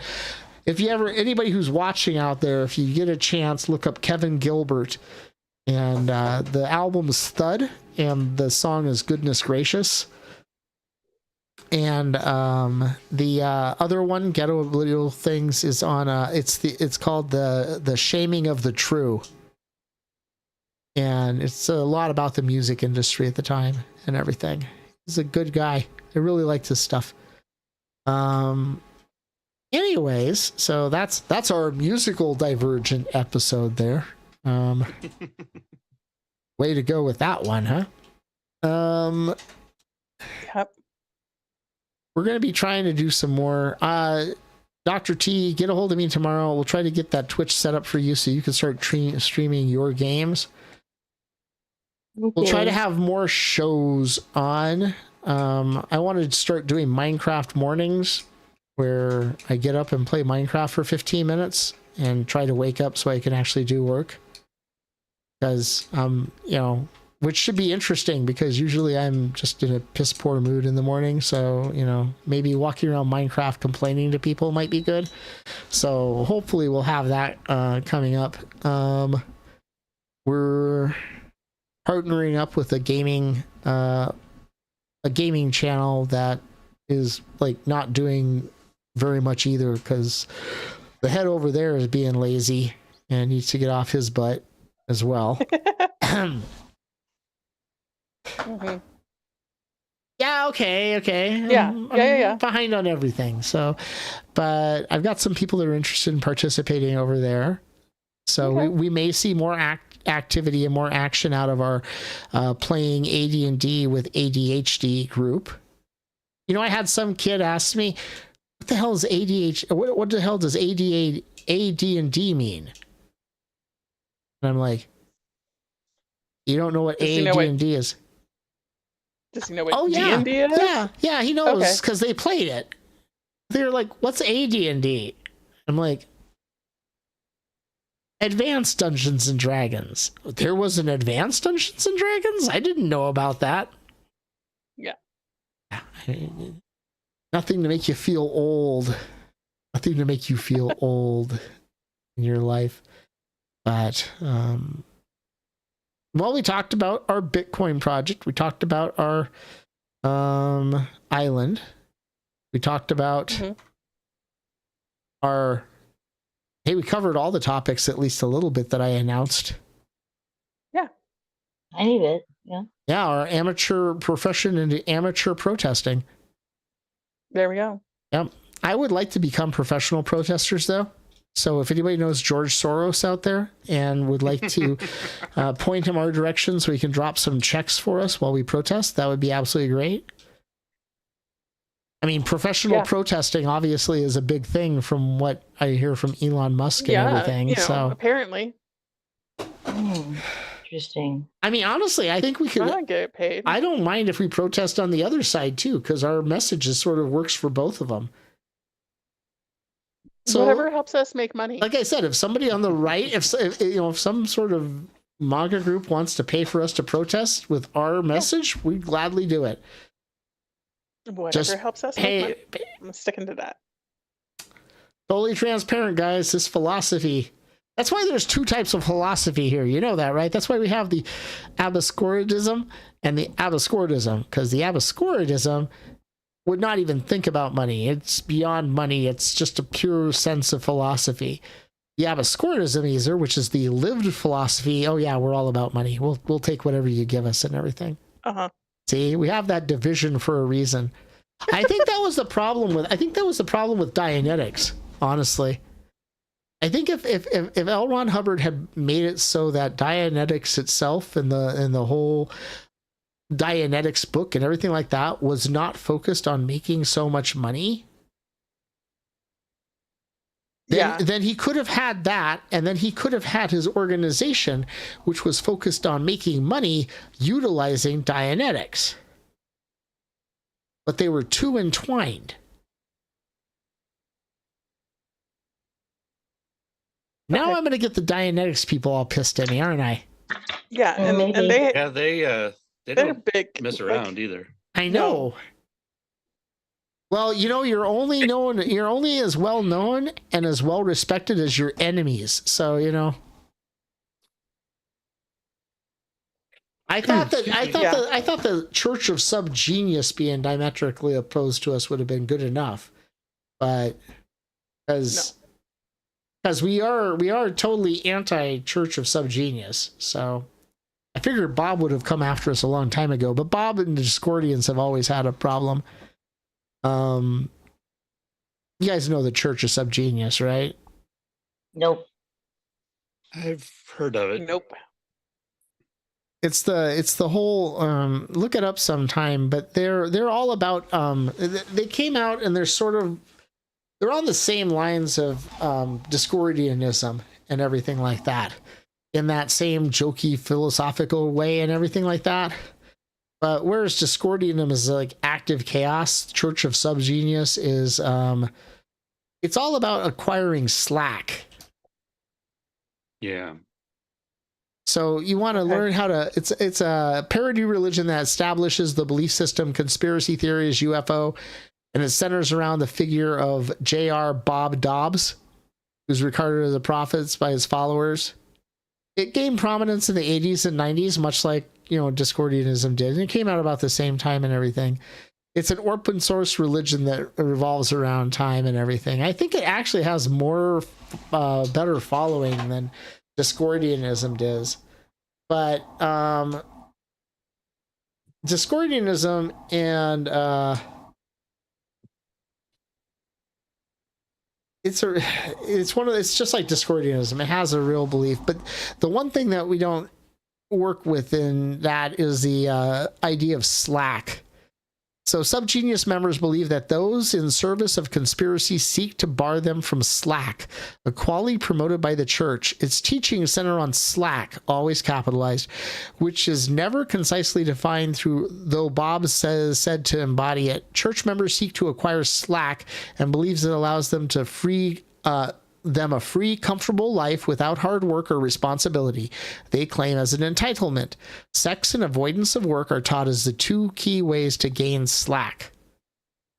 David Off believes that slack is the ability to effortlessly achieve your goals. Cusack states that the church's description of slack as ineffable recalls the way that Tao is described, and Kirby calls slack a unique magical system.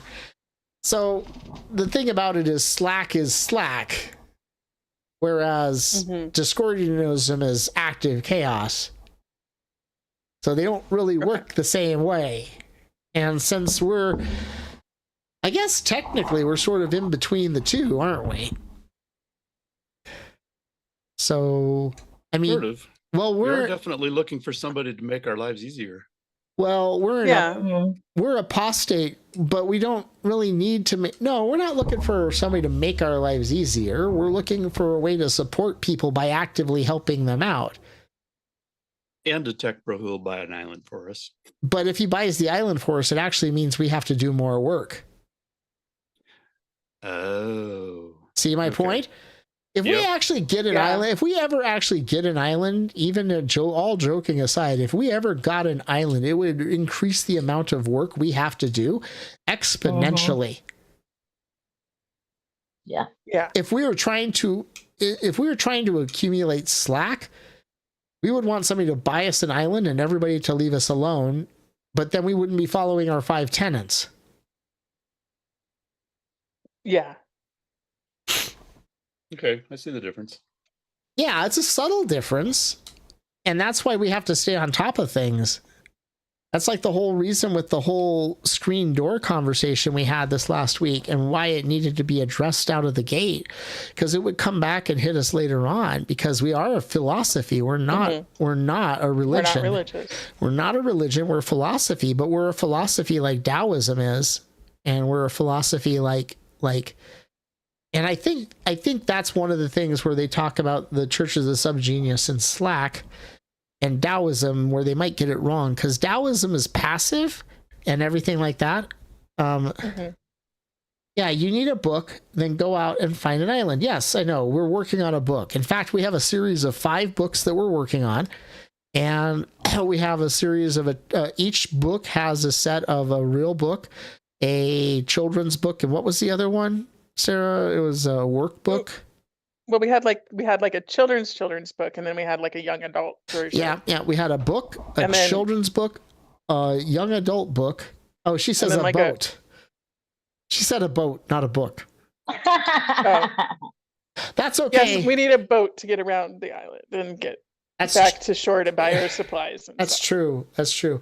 But the point of the matter is we do have books that we're working on right now. We got the 5 books that we outlined, which are the 5 levels of abscordism, and as seen through various media lens, where the first one is focused on Alice in Wonderland, the second one is focused on Wizard of Oz, the third one was focused on Little Nemo and Slumberland, The fourth one was, I don't remember what it was, but the fifth one's focused on Hitchhiker's Guide to the Galaxy, where we take all these people who have the same concepts that we've had in everything we do, who take it with the same sense of absurdism, but having real things behind their absurdism that are really, really important to consider.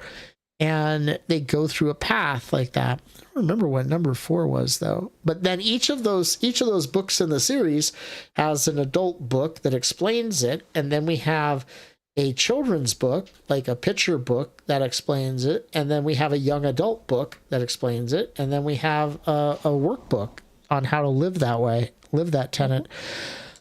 But then we also are trying to write up we're working on a book for that's almost a companion piece to Joseph Campbell's The Hero of a Thousand Faces, which is the Abascordism hero, or the Abascordism hero path or something. We haven't figured out a good title for it, but basically it maps out the same thing as, you guys know Joseph Campbell's Hero of a Thousand Faces, right? I mean, frickin' Star Wars was based on it, and Joseph Campbell lived at Skywalker Ranch for years because Lucas loved him to death. And I love him to death. I think he's great. But the idea is that every story follows the same path. Every story follows the same, Right, the hero's arc. The hero's arc. Well, we came up with an idea, and we went through and figured it out that there's also another arc in fiction and movies and games and everything that's more of the everyman arc. What's the name of the guy who has to push the stone up the hill and then it rolls back down? Sisyphus. Sisyphus. So it's like the Sisyphus arc, where you're just trying to survive.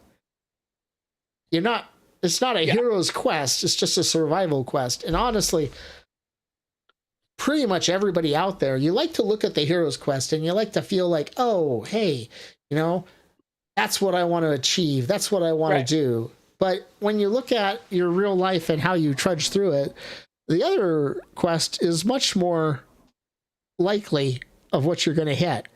And the whole point of that quest, what's the point of the hero's quest, Bishop? Sarah, do you remember what the point of the hero's quest was? Any of you guys? The whole arc. What was the end goal of the arc? Well, it's like, so you're gonna fail. So failure is mandatory in that quest. But like,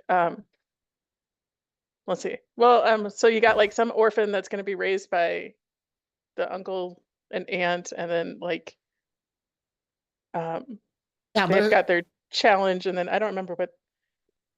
It's a progression of education and learning and improvement and advancement of everything, right? Bringing a better situation to the world, coming back with knowledge from the gods, whatever. The higher knowledge, right? And then you've got your redemptive arc, and Whereas the hero we're talking about, the whole point of that is just trying not to throw yourself into the void because everything is so horribly awful, and not going off the rail in some sort of wanton, chaotic manner and everything. So we're not, you can see movies like that where the main character's goal is not to achieve some great goal. It's just to get through the frickin' day. Yeah. Without descending into madness or descending into such apathetic despair that you just want to end it. Leaving Las Vegas would be a good example of an anti-hero because he sort of gives up at the end, right? I don't remember the end of it. Did he redeem himself by not killing himself, or did he eventually kill himself? No, at the end of Leave, I don't know. The one where Nicolas Cage goes off to Vegas to. Yeah, I can picture the. I don't remember how they ended, but I don't remember. What's the one with Michael Douglas where he plays the guy who snaps in traffic in LA? Falling down. See, falling down is a perfect example of somebody who in the end gives up to the. Does he get shot in the end, or does he get arrested? Oh, I don't know. See, I Never don't actually remember. saw it. Well, see, an example of an anti-hero in our arc is if he got shot or if he committed suicide and he gave up to the absolute despair that he suffered through and went through. Whereas a positive one would have been somebody who doesn't give in to the despair, even if he has a bad end, like the character from most Terry Gilliam movies altogether. Because almost all Terry Gilliam movies represent that. Brazil's a perfect example. Because what happens in Brazil? He's just trying to find the woman that he dreams of, that he loves. And the whole movie is just him working through this horrific bureaucracy that's a parody of 1984, trying to find this woman he thinks that he loves because he dreams of her every night. Then eventually he winds up dead, but he never gives up on his dream. And that's the point. He never succumbed to the void. He never lost it to the point where he succumbed to the chaos and everything. So yeah, we're working on a book about that too. So, you know, once we have that stuff and we get that stuff published, then we can definitely, maybe somebody will read it who has a ton of money. And they'll say, hey, these guys are smart enough. They should have an island so they can work on this full time. Before I die. I'd like to see that before I die. Sometime soon would be good. Yeah, sometime in the next 4 or 5 years. I'd like to say 4 or 5 months, but that might be unrealistic. 4 or 5 years. Sometime soon, y'all. Yeah. Anybody's watching this out here, sometime soon. Well, who's picking? Our favorite follower. Yeah, you. Yeah. You. Right there. You, our favorite follower. We love you. We love you so much. We love your kindness and your generosity. Click the like button. Click the subscribe button. Click the bell. Go to our Patreon page. Yeah. Buy us an island by next week when we gather together again. Or just buy the lowest tier, because it's $1 tier to get onto our Yes, you. That's who we're talking to. Yes, you. Our favorite viewer. Our favorite viewer of all time. And like I said, if you can go to the Patreon and you can get involved in the first level of our Patreon, which is basically, it says you get the ability to throw money at us every month. Yep. For $1. And I mean, think about it. Buy us our island, you get the ability to throw rocks at Michael on El Presidente Day. My house, not me. No, that's not what we said. What? You have to buy the island, though. I'm not going to let just anybody there do it at me. But anyway, the point of the matter, coconuts. You changed it to coconuts, remember? But my point of the matter, yes, Richard said coconuts because I can at least drink coconuts. Yeah, but we didn't take a vote about the coconuts. We took a vote about the rocks. It's a. You know, I'd say I'd back it up with my AI bots I built, but I'm sure they'd be along your side too. Feel free to throw him at Michael. He deserves it. Thank you very much. Alice was mad at me this last week, but anyway, yeah. Think about it this way. If you go join our Patreon page and you go for the $1 tier, it's basically like giving a bum $1 every single month. Yeah. We're providing you with some sort of sense of moral accomplishment.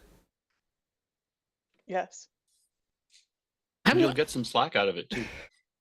There you go. See, we're rounding it all out.